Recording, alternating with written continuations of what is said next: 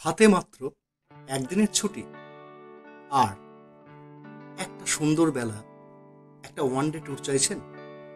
তবে এই ভিডিওটা শুধু আপনার জন্য।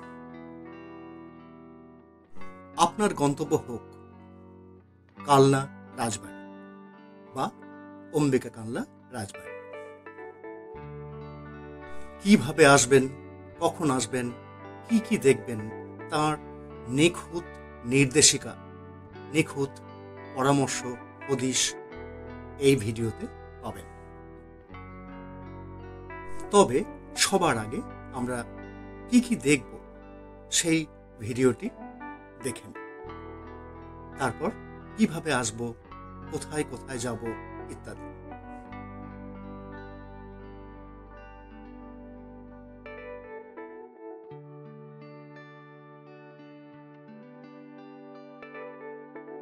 অম্বিকা কালনা স্টেশন থেকে একটা টোটো রিজার্ভ করে হোক বা শেয়ারে হোক, আপনি যেখানে নামবেন ঠিক তার ডান দিকে 108 শিব মন্দির এবং ঠিক তার উল্টো দিকে কালনা রাজবাড়ি। এই হচ্ছে মূল প্রবেশ পথ। কোনো প্রবেশ মূল্য ছাড়া আপনি ফটক পেরিয়ে ঠিক এই ভিজুয়াল দেখতে পাবেন।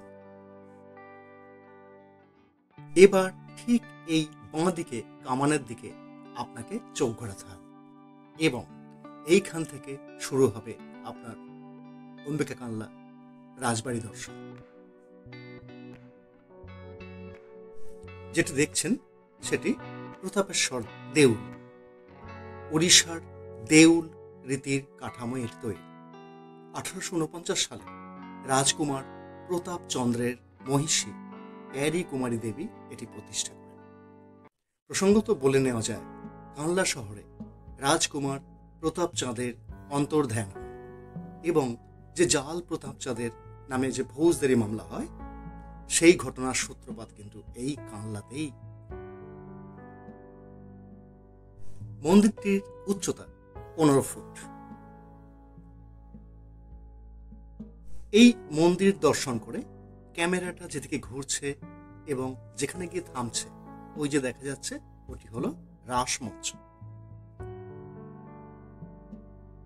এটি 8 কোণ আকৃতির এবং 8টি খোলা দরজা। এরপর আর একটি 8 কোণ আকৃতি বেষ্টনী যার খোলা দরজা 24টি, আর আছে একটি গম্বুজাকৃতি শিখর। আবারও এখান থেকে ক্যামেরা গিয়ে যেখানে থামছে অর্থাৎ এইটি হলো লালজি মন্দির। আপনি এখন দেখছেন কানলার সবচেয়ে বিশালাকৃতির 25 চূড়া বিশিষ্ট এই মন্দির। বাংলার এই বিরল মন্দিরটি অবশ্যই বিশাল এলাকা জুড়ে তৈরি এবং তা আমরা ঘুরব। তার আগে আমরা দেখে নেব গিরি গোবর্ধন মন্দির, যা ঠিক লালজি মন্দিরের উল্টো দিকে অবস্থিত। বিশালাকৃতির লাল এবং কালো পাথরের তৈরি এই মণ্ডপ আপনাকে মুগ্ধ করবেই এবং এখানে রয়েছে পাথর কেটে কেটে মূর্তি নির্মাণ, যা যে কাউকে মুগ্ধ করবেই করবে। এবার মূল লালজি মন্দিরে প্রবেশ করা যাক।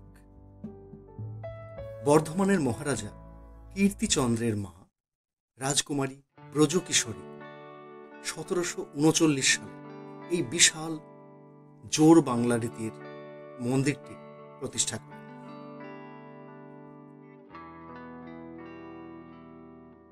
পোড়ামাটি বা টেরাকোটার কারুকাজ কোন পর্যায়ে পৌঁছাতে পারে তা এই লালজি মন্দির দর্শন না করলে বুঝবেনই না। নাট্যকার দীনবন্ধু মিত্র তাঁর সুরধ্বনি কাব্যে প্রথম খণ্ডে এই লালজি মন্দিরের প্রতিষ্ঠার ইতিহাস বর্ণনা করেছেন, পড়ে নেওয়া যেতে পারে।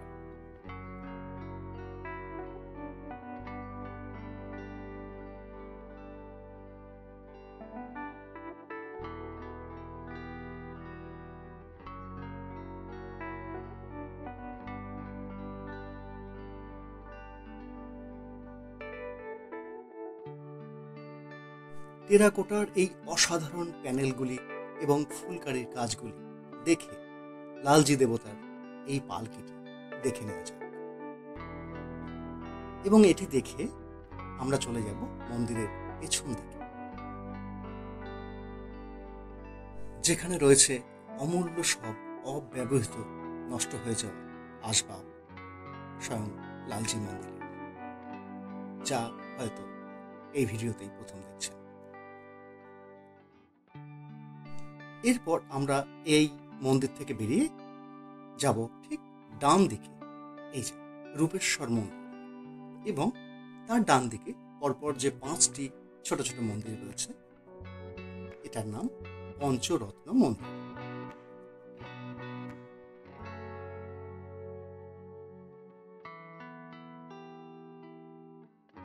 এবার এটি দেখি, ক্যামেরা যাচ্ছে যেদিকে, অর্থাৎ এই হলো কৃষ্ণচন্দ্র মন্দিরের প্রবেশ পথ।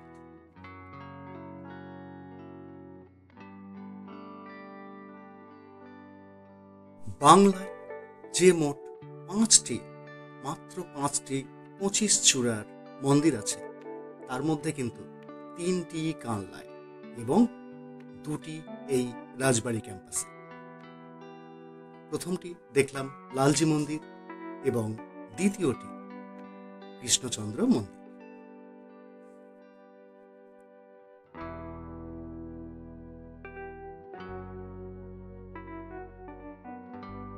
(1751) সালে বর্ধমানের রাজা ত্রিলক চন্দ্রের মা লক্ষ্মী কুমারী দেবী এই মন্দিরটি প্রতিষ্ঠা করেন। এই মন্দিরটি 3 তলা বিশিষ্ট এবং এখান থেকে দেখা যাচ্ছে ওই যে লালজি মন্দির এর চূড়া।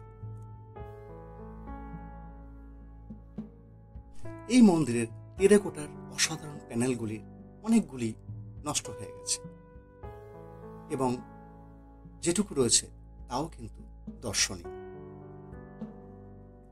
রয়েছে একটি সুপ্রাচীন অশ্বত্থ গাছ এবং খুব ঠান্ডা পরিবেশ এই মন্দিরে। এবং এই মন্দিরের ভেতর আরো অসংখ্য মন্দির রয়েছে, ছোট ছোট। দেখছেন মন্দিরের উপরের কাজ।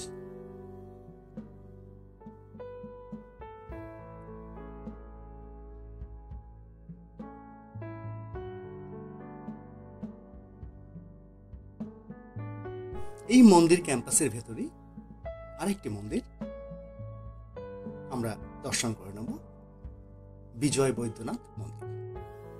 তারপর এখান থেকে বেরিয়ে ওই রূপেশ্বর মন্দিরের ঠিক পেছন দিকেই রয়েছে বর্ধমানের রাজার রাজবাড়ি।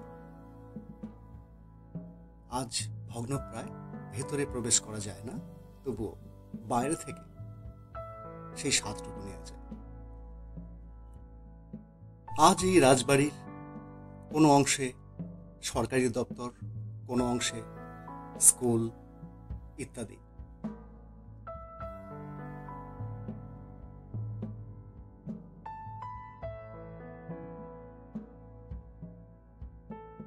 এবার বলি কিভাবে আসবেন এখানে।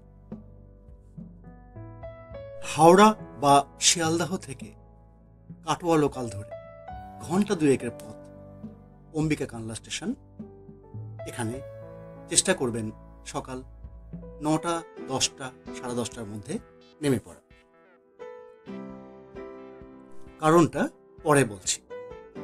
তারপর স্টেশন চত্বরের মধ্যে অসংখ্য টোটো, মাত্র 10 টাকা ভাড়ায় চলে আসুন একদম রাজবাড়ি ক্যাম্পাস।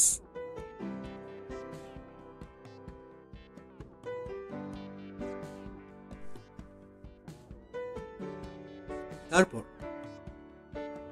যদি মনে হয় নিরামিষ ভোজ গ্রহণ করবেন, তাহলে লালজি মন্দিরে চলে আসুন সকাল 11টার মধ্যে।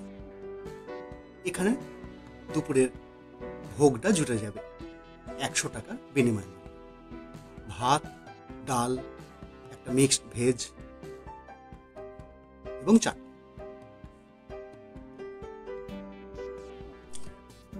এছাড়াও রাজবাড়ি ক্যাম্পাসের বাইরে বেশ কয়েকটি সুন্দর পরিচ্ছন্ন খাবার হোটেল রয়েছে, যেখানে নানান রকম খাবার রয়েছে, তাই অসুবিধা কিছু নেই। ভিডিওটি কেমন লাগলো মতামত দিয়ে জানাবেন, এবং পরের পর্ব অম্বিকা কানলা নিয়ে পরের পর্বগুলো দেখার জন্য অবশ্যই চ্যানেলটিকে সাবস্ক্রাইব করতে ভুলবেন না। ধন্যবাদ।